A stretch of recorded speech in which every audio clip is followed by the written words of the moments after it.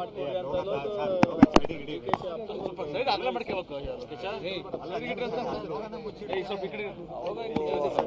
ದಾಖಲೆ ಬರೋದು ನಮಗೆಲ್ಲ ಒಂದು ಹೆಮ್ಮೆ. ದೀರ್ಘಕಾಲದ ಮುಖ್ಯಮಂತ್ರಿಯಾಗಿ ಹೊರಹೊಮ್ಮಿದ್ದಾರೆ. ಅದೆಲ್ಲ ನಮ್ಮ ಶೋಷಿತ ವರ್ಗಕ್ಕೆ, ಹಿಂದುಳಿದ ವರ್ಗಕ್ಕೆ ಒಂದು ಸಂತೋಷದ ಸಂಗತಿ. ಇನ್ನೊರ ಮ್ಯಾಗ ಭಾಳಷ್ಟು ಆಸೆ ಇದೆ, ಇನ್ನೂ ಒಳ್ಳೆ ಕೆಲಸ ಮಾಡಬೇಕಂತ ಮಾಡಲಂತ ಶುಭ ಹಾರೈಸ್ತೀವಿ ಈ ಸಂದರ್ಭದಲ್ಲಿ.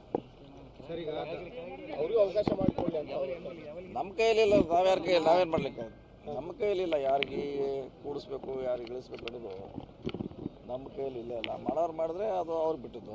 ಸರ್, ರಾಜ್ಯದಲ್ಲಿ ಮತ್ತೆ 2 ಉಪಚುನಾವಣೆ ಬರ್ತಾ ಇದೆ. ಈ ಹಿಂದೆ ನೀವು ಅಹಿಂದ ಸಂಘಟನೆ ಮಾಡಿ ಅಭ್ಯರ್ಥಿಗಳನ್ನ ಗೆಲ್ಲಿಸ್ತಂದ್ರಿ. ದಾವಣಗೆರೆ ದಕ್ಷಿಣ ವಿಧಾನಸಭಾ ಕ್ಷೇತ್ರಕ್ಕೆ ಅಹಿಂದ ವರ್ಗಕ್ಕೆ ಕೊಡಬೇಕು ಅನ್ನೋದೊಂದು ಆಗ್ರಹ ಹೊಂದಿದ್ದು, ಅದರಲ್ಲೂ ಮುಸ್ಲಿಂ ಸಮುದಾಯಕ್ಕೆ ಕೊಡಬೇಕು ಅನ್ನೋದು. ನೋಡಿ, ಟಿಕೆಟ್ ಕೊಡೋದು ವರಿಷ್ಠರಿಗೆ ಬಿಟ್ಟಿದ್ದು, ನಾವು ಕೆಲಸ ಮಾಡೋದು ಅಷ್ಟೇ. ಯಾರು ಅಭ್ಯರ್ಥಿ ಆಗ್ತಾರೆ ಅವ್ರ ಪರ ನಾವು ಕೆಲಸ ಮಾಡ್ತೀವಿ ಅಷ್ಟೇ.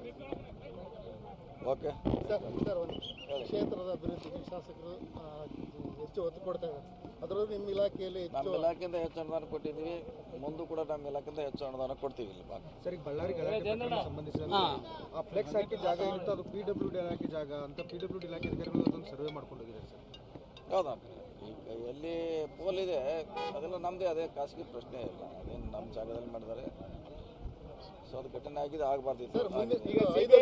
ಸಿದ್ದರಾಮಯ್ಯವ್ರು ಮುಂದುವರಿತಾರೆ 5 ವರ್ಷ ಕಂಟಿನ್ಯೂ ಅರ್ಧ ಅಂತ ಯಾರು ಹೇಳ್ಯಾರ? ಎಲ್ಲಿದೆ? ಅಲ್ಲ, ನೀವು ಅರ್ಧ ಗಿರ್ದ ಅಂತ ಎಲ್ಲಿದೆ ಹೇಳಿ? ಇಲ್ಲ, ಈಗಿನ ಸಮಸ್ಯೆಗಳಂದ್ರೆ ನೋಡ್ತಾ ಇದೀವಲ್ಲ, ಎಲ್ಲ ಮುಖ್ಯಮಂತ್ರಿ ಆಗಿದ್ದಾರೆ ಅಂದ್ರೆ ನಾವು 5 ವರ್ಷ ಅಂತ ಲೆಕ್ಕ. ಇಷ್ಟೇ ಅಂತ ಯಾರು ಹೇಳಿಲ್ಲ. ಬದಲಾವಣೆ ಇಲ್ಲ, ಮಕರ ಸಂಕ್ರಾಂತಿ ನಂತರ ನಮಗೆ ಎಲ್ಲಿ ಇಲ್ಲ, ಎಲ್ಲಿ ಹೇಳಿದಾರೆ ಹೇಳಿ? 100 200 300 ಯಾರು ಹೇಳಿಲ್ಲ. ಇನ್ನು ನಾವೇನು ಹೇಳೋದು? ಅತಿ ಹೆಚ್ಚು ಮುಖ್ಯಮಂತ್ರಿ ದಿನಗಳನ್ನು ಅನುಭವಿಸಿರ್ತಕ್ಕಂಥವ್ರು, ಅದೇ ಹೆಮ್ಮೆ ವಿಷಯ ನಮಗೆಲ್ಲ.